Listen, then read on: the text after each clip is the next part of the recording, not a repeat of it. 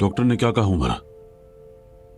बाबा ऊपर से गिरने की वजह से उनके दिमाग में एन्यूरिज्म बन गया है और ऑपरेशन भी काफी रिस्की हो सकता है। मतलब बहुत रिस्की है। अल्लाह से नाउम्मीद नहीं होते, अपना यकीन मत खोना। जब हमें लगता है सब खत्म हो गया, तभी कोई मौजज़ा हो जाता है।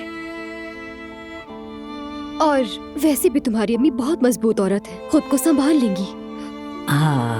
गुलशा तो लोहे की तरह मजबूत है। तुम उसके नरम मिजाज को देखकर धोखा मत खाओ।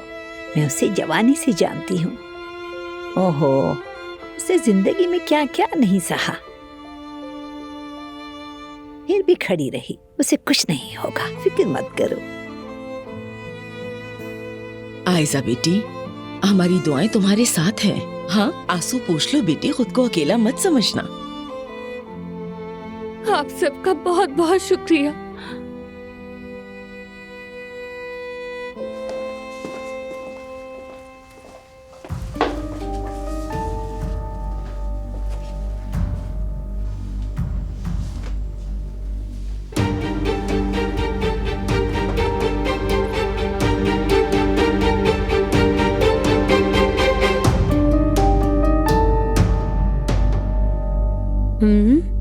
जैम भी लगा देती हूँ। लो भाई, अब आराम से खाओ। जुमाना, चूल्हे पर एक दाग था, वो साफ कर दिया ना तुमने? तुम कोई डिटर्जेंट वगैरह मिलाकर उसे साफ कर देती हो ना?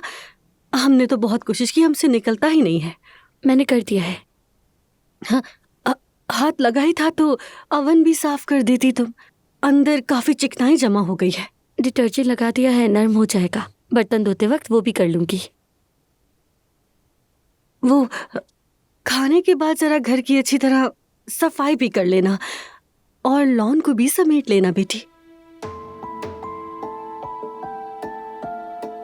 सुनो, हाँ,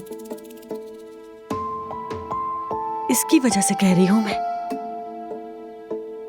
अगर सोशल सर्विसेज वाले आ जाएं तो उन्हें ये घर जरा सलीके से साफ सुथरा नजर आए।